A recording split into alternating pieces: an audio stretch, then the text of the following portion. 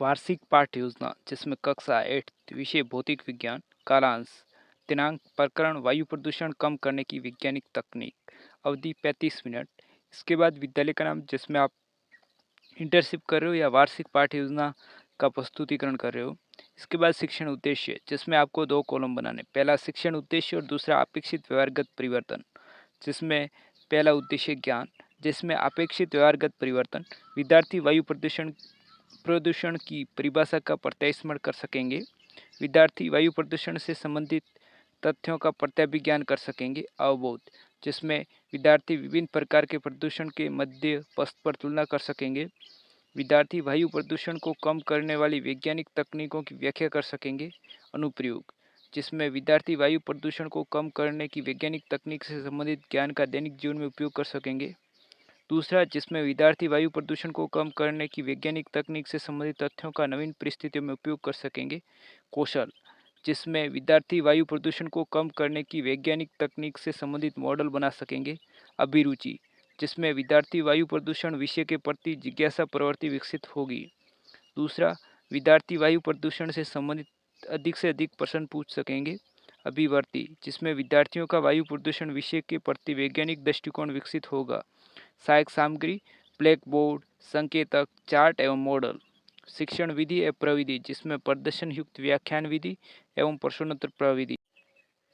पूर्व ज्ञान, जिसमें विद्यार्थी वायु प्रदूषण की परिभाषा से परिचित हैं। प्रस्तावना, जिसमें आपको इस प्रकार कॉलम बनाने, क्रम संख्या, छात्राध्यापक क्रियाएं, विद्यार्थी क्रियाएं।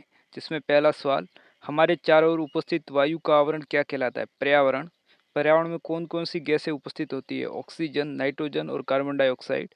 ऑक्सीजन किसके द्वारा ग्रहण की जाती है? मनुष्य या जंतु द्वारा। मनुष्य द्वारा कौन सी गैस वातावरण में छोड़ी जाती है? CO2। CO2 तथा अन्य गैसों के संगठन में बदलाव से क्या होता है? वायु प्रदूषण। वायु प्रदूषण किस क्रियाओं द्वारा होता है? संख्यात्मक। उसके बाद हम उद्देश्य कथन करेंगे जिससे हमें प्रकरण प्राप्त होगा। आज हम वायु प्रदूषण व उनके दुष्प्रभाव व धुआं अवशोषक का अध्ययन करेंगे। प्रस्तुतिकरण, जिसमें आपको 5 कॉलम बनाने, आमने सामने के दो पृष्ठों में इस प्रकार 5 कॉलम बनाने। पहला, शिक्षण बिंदु व विषय वस्तु विश्लेषण। दूसरा, छात्राध्यापक क्रियाएं। तीसरा, विद्यार्थी क्रियाएं, सहायक सामग्री और श्यामपट्ट कार्य। इस प्रकार आपको 5 कॉलम बनाने। इसके बाद विकासात्मक प्रश्न, जिसमें वायुमंडलीय वायु में कितनी प्रतिशत ऑक्सीजन है? ऑक्सीजन 21% होती है। इसके बाद दूसरा सवाल, जिसमें वायुमंडल में कितने प्रतिशत नाइट्रोजन है? 78% नाइट्रोजन है। एवं वायुमंडल में कितने प्रतिशत अन्य गैस हैं? 1%। वायु प्रदूषण क्या है? इसके बाद ये निरुत्तर रह जाएंगे विद्यार्थी। और इसके बाद हम छात्राध्यापक कथन, जिसमें प्रकृति में जंतु और वनस्पति में पारस्परिक आदान प्रदान से वायु का संगठन संतुलित रहता है, किंतु कुछ प्राकृतिक कारणों जैसे ज्वालामुखी का फटना, जंगल में आग आदि एवं मानव जनित कारण जैसे कल कारखानों, वाहन निर्माण एवं खनन कार्य आदि से वायु में हानिकारक गैसें, धूल के कण एवं धुएं की मात्रा निरंतर बढ़ रही है। उपरोक्त कारणों से वायु का संगठन असंतुलित हो जाता है, इसे वायु प्रदूषण कहते हैं। इसके बाद विद्यार्थी क्रिया में हम लिखेंगे, ये आमने सामने के 2 पेज है, जिसमें विद्यार्थी क्रिया में विद्यार्थी ध्यानपूर्वक सुनेंगे एवं महत्वपूर्ण बिंदु नोट करेंगे। और जो हम श्यामपट्ट कार्य है, श्यामपट्ट कार्य, उसमें यह आपको श्यामपट्ट की जगह चार्ट चिपकाना है और यह लिखना है, वायु के सामान्य संगठन में गुणात्मक व मात्रात्मक परिवर्तन वायु प्रदूषण कहलाता है। कारण वाहनों, कल कारखानों से निकलने वाला धुआं। इसके बाद यह चार्ट के रूप में सहायक सामग्री में चिपकाना है, जिसमें 78% नाइट्रोजन, 21% ऑक्सीजन और 1% अन्य गैस है, जो कि वायु का संगठन है। इसके बाद दूसरा शिक्षण बिंदु, जिसमें वायु प्रदूषण के दुष्प्रभाव, विकासात्मक प्रश्न, जिसमें इस प्रकार के विद्यार्थी क्रिया में ये उत्तर होंगे। जिसमें पहला सवाल, पेड़ों की कटाई से कौन सी गैस वातावरण में बढ़ रही है? CO2। CO2 के बढ़ने से पर्यावरण पर बढ़ते दुष्प्रभाव को क्या कहते हैं? दुष्प्रभाव को हम कहेंगे वायु प्रदूषण। तीसरा सवाल, जिसमें वायु प्रदूषण के दुष्प्रभाव बताइए। इसके बाद इसमें विद्यार्थी निरुत्तर रहेंगे। इसके बाद छात्राध्यापक कथन करेंगे।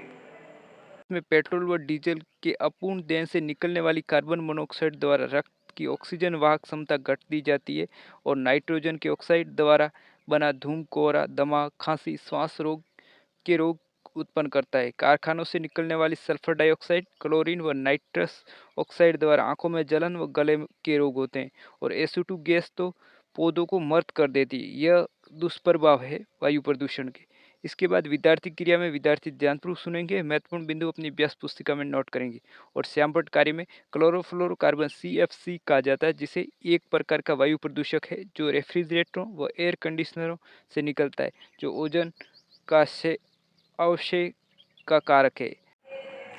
तीसरा शिक्षण बिंदु, जिसमें धुआं अवशोषक, जिसके विकासात्मक प्रश्न, कारखानों से निकलने वाले धुआं प्रदूषण का कौन सा प्रकार है जो कि वायु प्रदूषण है।